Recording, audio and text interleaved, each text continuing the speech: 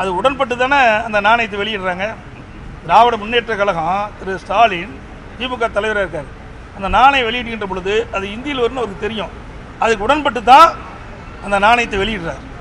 ஆக இதிலிருந்து நான் எண்ணி பாருங்க, தமிழ் தமிழ் என்று மூச்சுக்கு 300 தடவை சொல்லுகின்ற ஸ்டாலின் இன்றைக்கு இந்திக்கு ஏன் இவ்வளோ முக்கியத்துவம் கொடுக்குறாரு? ஏன்னா அவங்க அப்பா பேரில் இந்த நாணயம் வெளியிடுறாங்க. அவ குடும்பத்துக்கு வந்தால் அதை பற்றியெல்லாம் கவலைப்படவே மாட்டாங்க. ஆக இவள் திரு கருணாநிதி அவர்களுடைய 100ஆண்டு விழாவை கொண்டாட வேண்டும் என்பது அவருடைய விருப்பம். 100 ரூபா நாணயம் வெளியிடுவது அவருடைய விருப்பம். ஆனால் வெளியிடுவது யார் என்றுதான் கேள்வி. ஆக ஏன் திரு ராகுல் காந்தி கூப்பிட்டு வந்து இதை வெளியிட்டுக்கலாம்ல? ஆக இதிலிருந்து திராவிட முன்னேற்ற கழகம் பாரதிய ஜனதாவும் ரகசிய உறவு இருப்பது வெட்ட வெளிச்சமாகிறது. நாணயம் வெளியிடுறாங்க,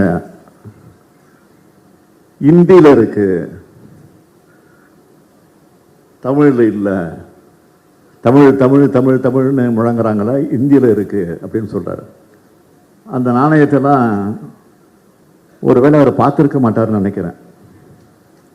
அதை எடுத்து பாருங்க. எல்லா தலைவர்களுக்குமே நாணயம் வெளியிடுகிற போது ஒன்றிய அரசு இந்தியில தான் எழுதி அப்புறம் ஆங்கிலத்தில் எழுத்துக்கள் அமைஞ்சிருக்கும். இதை கூட அவர் பார்க்காம, இதை கூட புரிஞ்சிக்காம தெரிஞ்சிக்காம இப்படி ஒரு எதிர்கட்சி தலைவர் நமக்கு வந்து வாச்சிருக்காரு அப்படின்னு தான் நம்ம வருத்தமா இருக்கு. கேட்கிறாரு,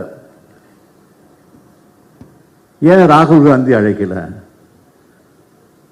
ஐயா எதிர்கட்சி தலைவர் அவர்களே, மாண்புமிகு எடப்பாடி பழனிசாமி அவர்களே, இந்த நிகழ்ச்சி திமுக நடத்தல, அந்த நிகழ்ச்சியை நடத்தினது ஒன்றிய அரசு.